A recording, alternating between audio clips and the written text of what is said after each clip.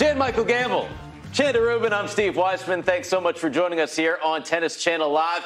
How about that last match? We saw Camila Giorgi yesterday saving match points, and then today came back. But in the end, Fiona Ferro just can't lose 14 in a row. Yeah, she's a little bit of a slow starter, and against Camila Giorgi, that's tough. But she turned it around. The serve started going, using that margin, the variety she has from the ground. She's a real athletic player. That was a fun match to watch, especially at the end. Yeah, we saw Fiona Ferro really back up on the baseline. She gave herself a lot of room to cover those big ground strokes from Camila Giorgi. And in that first set, Camila Giorgi almost unconscious with those ground strokes. She could not miss Chanda, but Ferro really dug in there and those higher balls started to affect Giorgi. A lot of the errors started to creep in. At the start of the tournament, who would have picked Fiona Ferro to reach the final, looking for the second title of her career? In our first match, it was the seeds, the top seed, Petra Martic against Anett Kontaveit, a rematch from Dubai earlier this year. It would be a different result, Chanda. Yeah, Martic tried to play that typical clay court game that has gotten her up the ranks, but Kontaveit just came out firing. She was stepping in, she was hitting deep and hard. She got her serve going and just gave Martic very little space, took time away from her.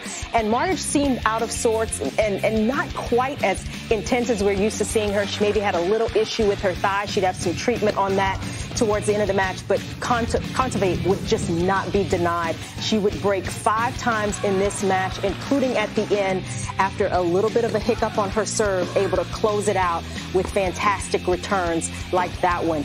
Continuing to step in and just took this match with some really effective tennis. Anett Kontaveit, 31 winners to just 17 unforced errors in this match.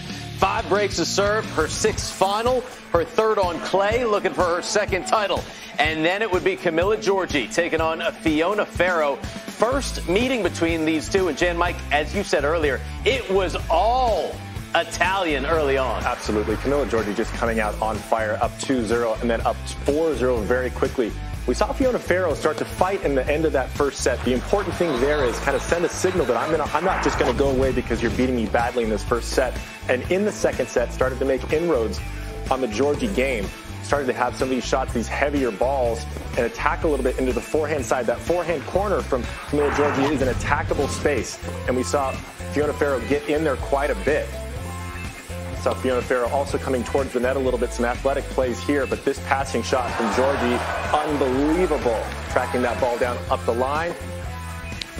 But in the end, Ferro really starting to hit that heavy forehand, move it around the court well. That's a good put away there, shorten the court. It's a big game. Lost her first set of the tournament, but fought back to win in 3 sets. Palermo becoming the fiefdom for Fifi. Let's hear from the finalists now.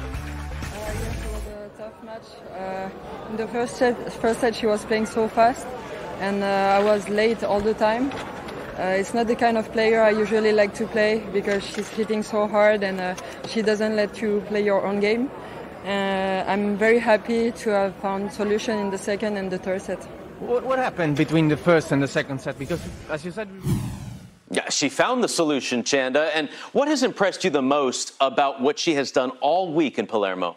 Yeah, I think it's how she's adjusted in some of these matches. In her previous round, she played against Sara Errani, a completely different style, got a little slow start as well, down a break at 4-3 in that first set, and was able to just work her way in, turn it around, and lift her game. And she had to do the same thing against Giorgi today, and that's a tough style to kind of work your way into. Once you get shell-shocked, it's a little bit difficult to recover sometimes, but she did that. She used enough variety in terms of her trajectory and her height over the net, her margin, and I think at the end that really held sway. Yeah, I agree. I think it's very difficult to go from a match like Errani, where the ball is coming, you're dictating everything as Fiona Ferro, and then all of a sudden the ball's coming through the court a lot faster, almost crazy fast. So you have to adapt to that, and it took her a set to kind of get that rhythm and get in there and find a way to affect Camila Giorgi, I think, with her ground strokes and her athleticism. We did, again, see her back up quite a bit. And she made some nice little changes, which, she's one of those players that has an A and a B game, can try different things. We saw some slice underspin, which was, I think, a good tactic against Giorgi. All those things finally came together for her. A lot of composure from Fiona Ferro throughout this week, and she will take on Anett Kontaveit in the final tomorrow. They have played before, Chanda.